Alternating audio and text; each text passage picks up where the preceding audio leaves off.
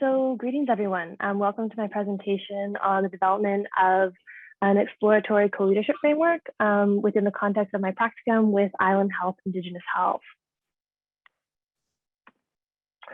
So to begin, to introduce myself and self-locate myself, I'm calling in today from Tishat and Hupatchesett territories as an uninvited settler of mixed Irish and Chinese ancestry. And it's important for me to acknowledge that I hold many privileges as a cisgender, heterosexual, middle-class, white-passing, able-bodied person on these lands, as well as many of my privileges are a direct result of settler colonialism. So it's important to acknowledge the relationships that I'm embedded within. I'm a sister, daughter, granddaughter, partner, researcher, learner, and so much more. And I'm really grateful to share a piece of my learning journey with you all here today.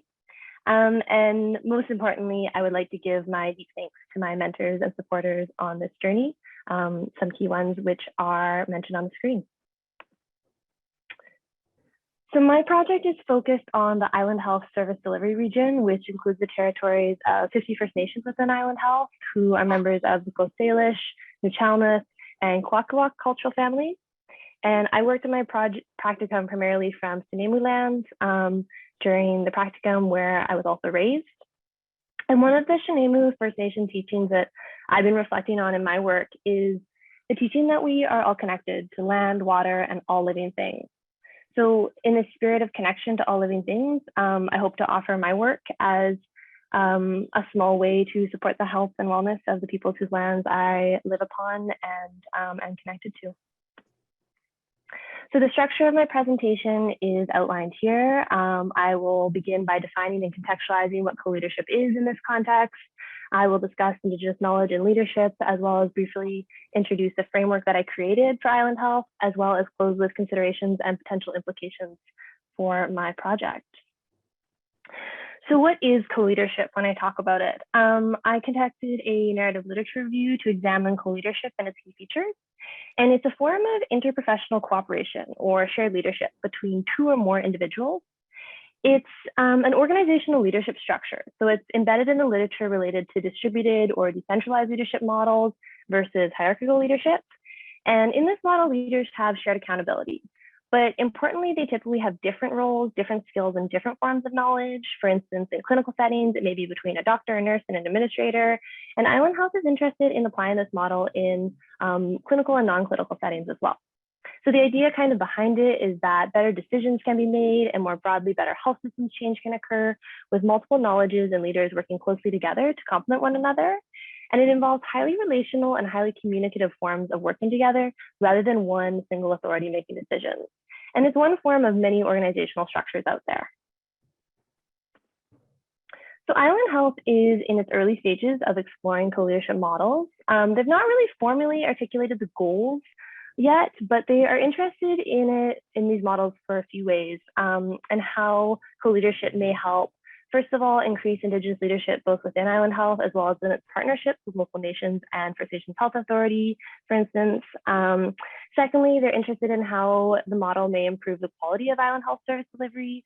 And thirdly, they're interested in how it may support shifting the way decisions are made in the area of Indigenous health to further reflect local nations and Indigenous people's voices. So importantly, this work has key political context and guiding frameworks, a few of which are mentioned on the screen, but there's many that contextualize this work. And importantly, all of this work is contextualized upon colonization on Turtle Island, which has resulted in Indigenous peoples experiencing health inequities more frequently than non-Indigenous peoples. And as part of colonization, there has been this erosion of Indigenous people's decision-making power and authority and impacted the self-determination over their health and wellness too. So when talking about this work in this context, it's important for me to mention that co-leadership has begun to be piloted in Island Health. So one example, which is in its early stages, is in the geography of Vancouver Island North or Mount Waddington area, where a co-leadership triad has been created and is in its very early stages between the clinical director of operations, the medical director, and the Indigenous health manager to replace an earlier, more vertical leadership structure. And the Indigenous health manager position that's specific in this geography is a new position. So in many ways, co-leadership has worked to bring in an Indigenous health-specific voice and knowledge and skill set where it previously was not formally a part of, both in day-to-day operations as well as when looking at systemic changes in this geography. And local nations were involved in calling for the shift as well as involved in the hiring of the Indigenous health manager in this geography. And although still new, this geography is beginning to show promising short-term and long-term outcomes related to the model. So importantly, when we talk about this area of work, there are a couple key things to keep in mind that I wanted to mention related to Indigenous knowledge and leadership. So first of all, there are so many ways that the mainstream health system can learn and have value added to it by increasing Indigenous knowledge and leadership. And I don't have time in this presentation to mention all of these ways, but one example I wanted to highlight is that the mainstream health system can learn from, in this context, the First Nations holistic perspective to health and wellness pictured here from FNHA, which integrates a balanced component of mental, emotional, spiritual, and physical and spiritual facets.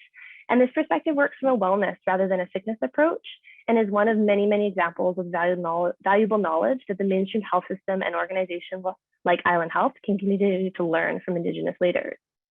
So secondly, although each distinct nation has their own distinct leadership structures and features, there are some key common features of Indigenous leadership that the literature does discuss.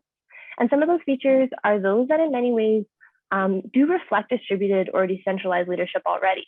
So it could be that mainstream health systems in many ways could look to Indigenous leadership structures and ways of being and leading in a decentralized way to learn how to honor the diverse skill sets and knowledges of individuals within relationships with the whole.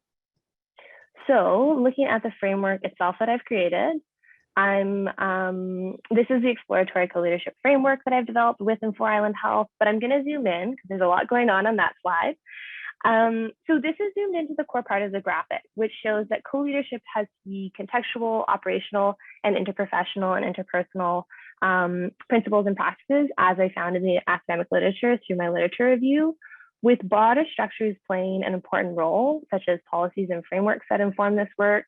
And as well, I found that it's key that all partners working together on this model have shared guiding values, principles, and objectives. So most importantly, this model and any model of leadership needs to be context specific and prioritize local nations' needs and wants. And it can be offered as one of many options when examining Indigenous health structures at Island Health and with its partners, with local nations centered in shaping these structural changes that could potentially occur. So I have lots of considerations when looking at this kind of work, but a few key considerations that I have time to mention are looking at asking questions such as how can co-leadership ensure that it truly decentralizes power rather than tokenizing Indigenous knowledge and leaders? And how can Western and Indigenous ways of knowing be equally upheld and valued within a Western leadership model, such as co-leadership, and in the context of a Western mainstream health organization, such as Island Health? And how can this model or any leadership model be grounded in place and center local nations' knowledge and decision-making through partnership? So there's a lot of different potential implications when examining this work. There are numerous policies and frameworks that co-leadership models could potentially help advance, such as the ones mentioned earlier. And one example of how the model can advance some recent policy recommendations that I wanted to highlight is from the In Plain Sight report addressing Indigenous specific racism and discrimination in BC healthcare. So recommendation 14 calls for the BC government, PHSA, the 5 regional health authorities, health programs, and all health service organizations to recruit Indigenous individuals to senior positions to oversee and promote needed system change. So the model may support increasing the number of Indigenous health experts at senior positions, and the model could potentially support Indigenous knowledge and leadership being increased in Island Health and beyond. So to finish, this work is very exploratory in nature. There's a lot of different shifting contextual pieces, but I hope that it helps inform some key discussions examining within Island Health. And I also hope more broadly that it helps to spark for each of us some reflections on how we can interrogate and shift who holds power and who gets to make decisions on what, specifically related to Indigenous health. And importantly, how Indigenous leadership and knowledge can be elevated and honored in our health systems at all levels. Thank you, and I look forward to questions.